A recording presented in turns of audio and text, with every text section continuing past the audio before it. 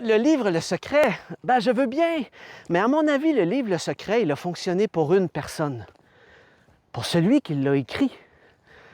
Ouais, mais pas pour nous. Parce que le problème, c'est que, écoutez, c'est une autre façon qu'il faut travailler dorénavant pour créer, pour apporter à soi ce que l'on souhaite avoir.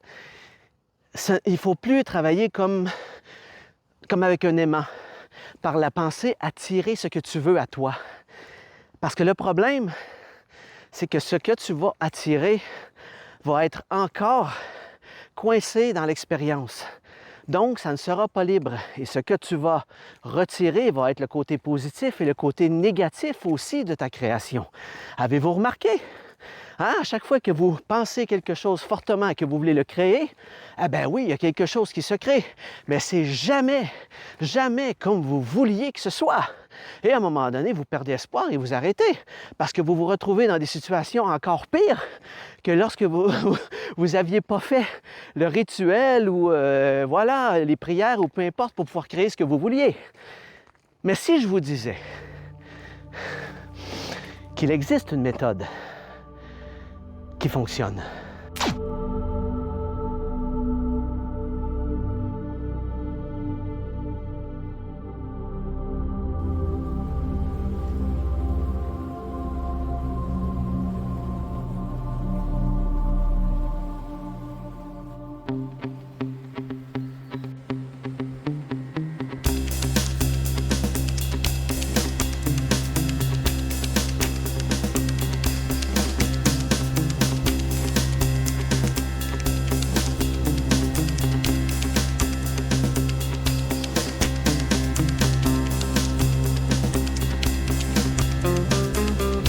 Lorsque j'ai écrit dans la prochaine vidéo « Je vous révèle mon secret », je ne mesurais pas encore l'ampleur du travail nécessaire pour structurer et mettre en lumière ce principe créateur et novateur qui m'anime et guide dorénavant chacun de mes pas.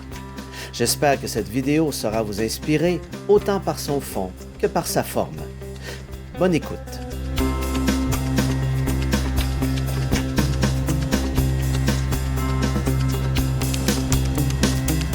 Désir ou besoin? Le désir est émotionnel. Souvent égotique, il tente à combler un vide intérieur. Le besoin, lui, est essentiel. Il soutient la vie et l'équilibre. Si je fais référence à ma précédente vidéo, ma Volkswagen Coccinelle résultait d'un désir et non d'un besoin. J'avais déjà une voiture. En résumé, le désir répond à un manque. Le besoin nourrit l'être.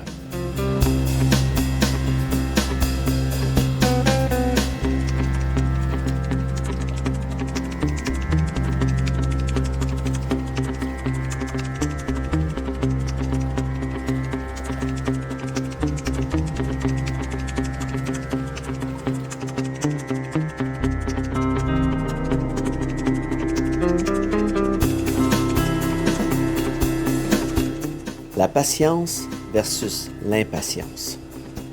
La patience, dans sa forme la plus pure, est un état d'esprit où l'on ne cherche plus à manipuler ni à provoquer les événements. On les accueille tels qu'ils se présentent, sans s'y attacher et sans vouloir qu'ils soient autrement que ce qu'ils sont.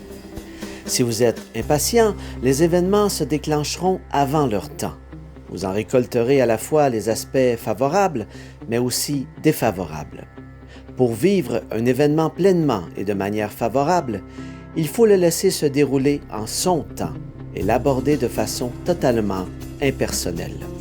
En résumé, la patience, c'est faire confiance à l'intelligence du temps.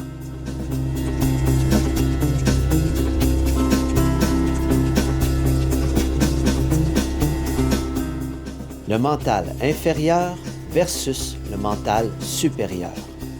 Le mental inférieur agit sous l'impulsion d'un désir précipité, voulant obtenir quelque chose avant son temps. Le mental supérieur, lui, s'aligne avec le rythme et les forces naturelles et créatrices de l'univers. En résumé, le mental inférieur tente de forcer le temps, le mental supérieur s'accorde à lui.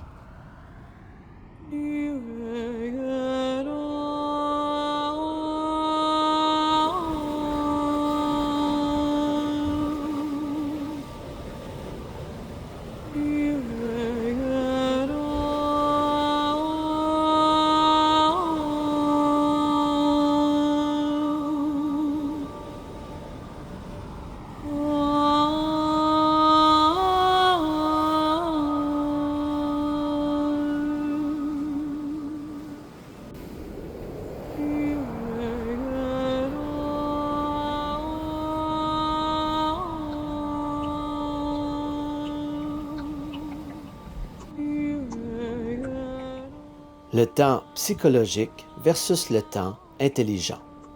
Le temps psychologique est évolutif, humain, limité. Le temps intelligent est créatif, universel, illimité. Lorsque vous commencez à vivre dans le temps intelligent, vous initiez la dissolution du temps psychologique et la libération de la charge émotionnelle. Ce processus accélère votre évolution vers le supramental car l'ego se détache progressivement des événements. En vous détachant des événements, vous vous détachez également de vous-même. Les événements sont intimement liés à votre chemin de vie. Vous les créez psychologiquement dans un temps évolutif, mais ils demeurent soumis aux lois de l'évolution humaine. En apprenant à vous en détacher, les événements se produiront de toute façon puisque vous les avez créés. Mais étant façonnés à partir du mental supérieur, ils se manifesteront en leur temps, au moment juste pour être pleinement accueillis. En résumé, créer dans le temps intelligent, c'est s'accorder au rythme de l'univers.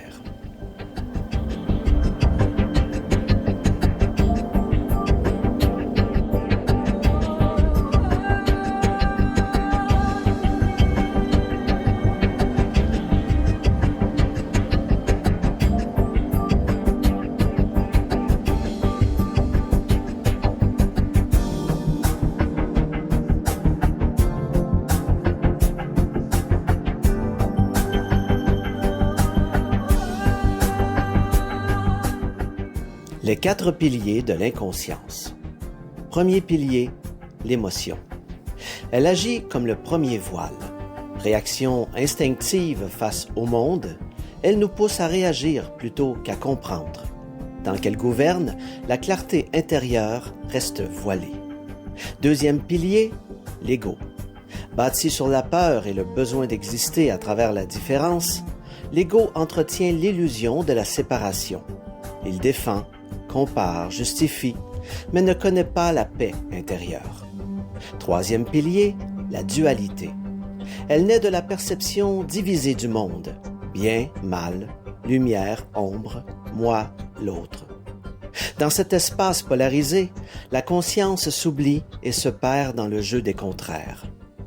Quatrième pilier, l'expérience. C'est le terrain d'expression de l'inconscience.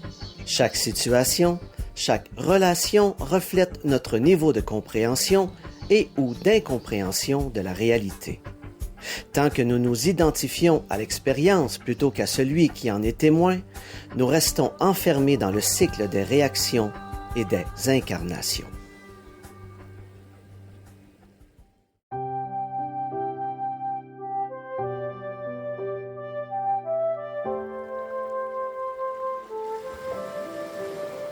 Le flux créatif.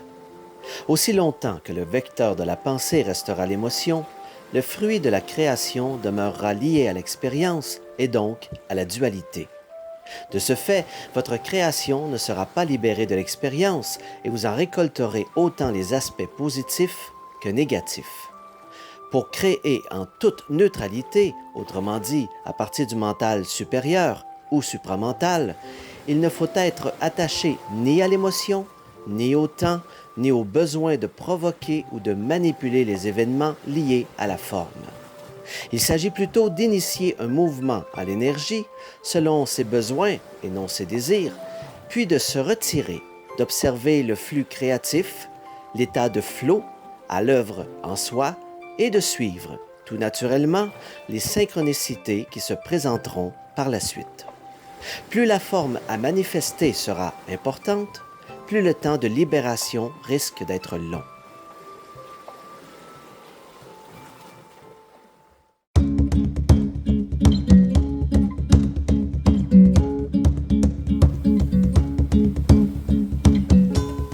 Observez la création. Pour être parfaitement ajusté à cette nouvelle condition, nous devons nous placer en observateur et non plus en acteur. Certes, cela peut sembler contre-intuitif, et c'est normal. Nous avons été programmés pour vivre une expérience dissociée, non pas pour créer dans une sphère détachée de la dualité. Mais le temps est venu de quitter ce personnage d'académicien de la vie pour entrer dans un nouveau paradigme. Il ne s'agit plus de subir une réalité décomposée où s'entrechoquent les perceptions fragmentées des uns et des autres, mais de composer sa propre symphonie, vibrante et en parfait accord avec le grand tout. À ce niveau, l'esprit se détache de la forme créée pour engendrer sa propre réalité.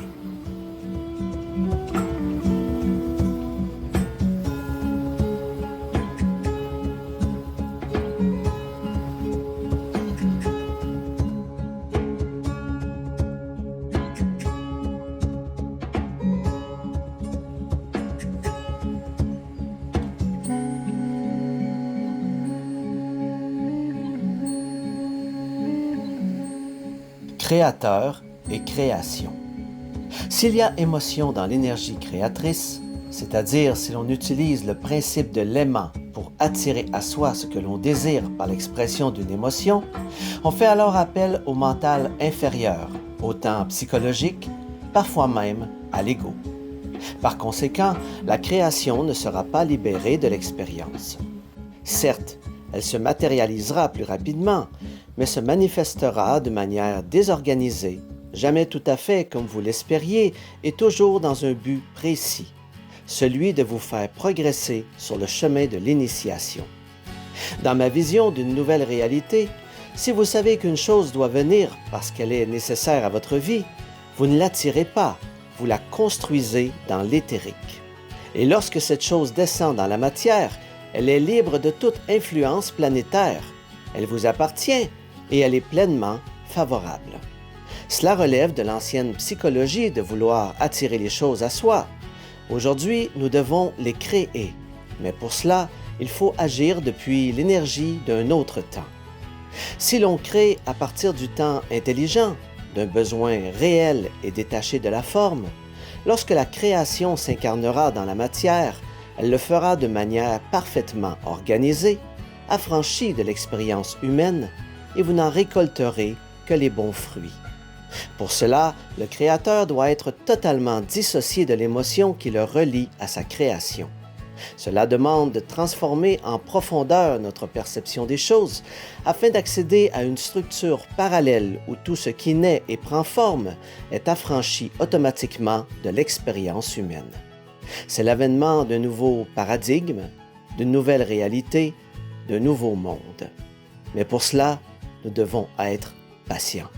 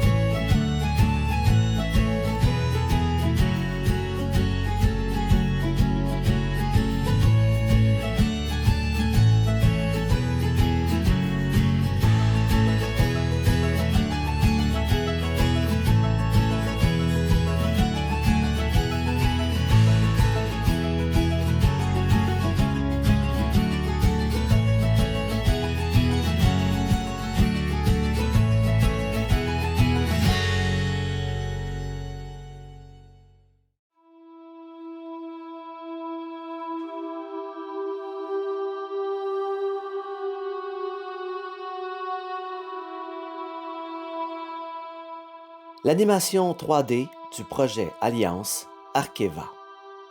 Du jour où j'ai amorcé le processus de création, c'est-à-dire obtenir les ressources nécessaires, le financement et un animateur 3D, jusqu'à la concrétisation de l'animation présentant la structure, 2 années se sont écoulées. Plus concrètement, il n'a fallu que 3 mois pour réunir les bases essentielles au démarrage du projet. Mais pour le rendu final, ce fut une toute autre histoire. Le 18 juin 2022, je recevais le tout premier visuel du projet en cours. Le 10 mai 2024, je publiais la vidéo finale. Il m'aura fallu 2 années pour me détacher et pour détacher la structure elle-même de l'expérience. Au moment où vous regardez cette vidéo, tout ce qui a été accompli en lien avec le projet Alliance Arkeva, depuis le premier jour de ma vision jusqu'à la publication finale de l'animation 3D sur ma chaîne YouTube, est désormais dédouané. Qu'est-ce que cela signifie? Cela signifie que la structure Arkeva a été créée sur le plan éthérique, celui du mental supérieur ou supraconscient, et qu'il reste maintenant à la faire descendre dans la matière.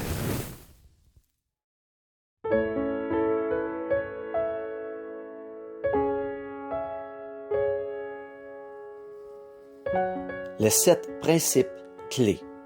Maintenant que je vous ai exposé les bases d'une pensée créatrice de nouvelle génération, voici un résumé des grands principes à mettre en place pour vous lancer dans l'aventure. 1. Clarifiez la source de votre création. Faites la distinction entre un désir et un besoin. Vérifiez que votre intention contribue au soutien de votre équilibre, de votre vie et ou de votre vision. 2. Adoptez l'état de patience et de lâcher prise. Accueillez les événements tels qu'ils se présentent sans chercher à les contrôler. Ne forcez pas le temps, ne précipitez pas la manifestation. Laissez la création s'accomplir selon ses propres lois.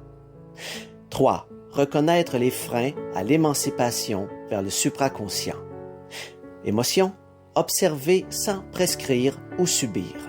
Ego, reconnaître les mécanismes de peur et de comparaison.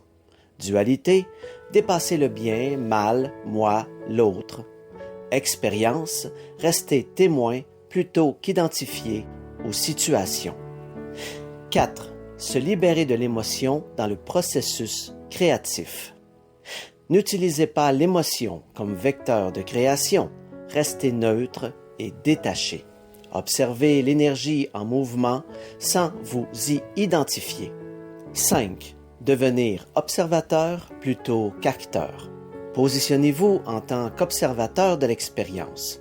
Suivez les synchronicités et le flux naturel de l'énergie tout en restant neutre.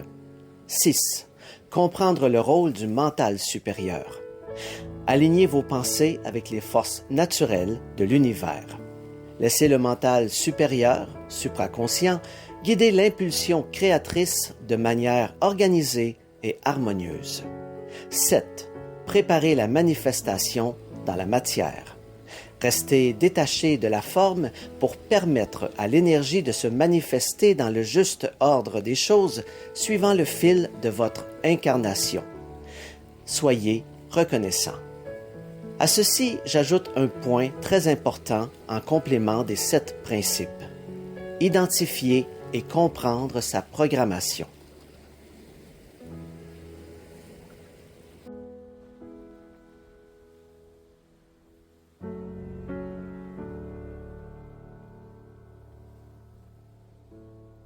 Nous devons, dès maintenant, et non pas un jour futur, car le temps est venu, sortir de l'expérience pour observer l'humain dans son incarnation. En agissant ainsi, nous commençons à nous libérer de la programmation et par conséquent à nous détacher de l'expérience elle-même. Tant que nous restons dans l'expérience, nous demeurons dans la programmation et inversement. L'une ne peut exister ni se dissoudre sans l'autre. Programmation et expérience sont les 2 faces d'une même pièce. Et En ce qui nous concerne, une formidable pièce de théâtre où chacun s'affaire à jouer un rôle de composition dont il a oublié le scénario.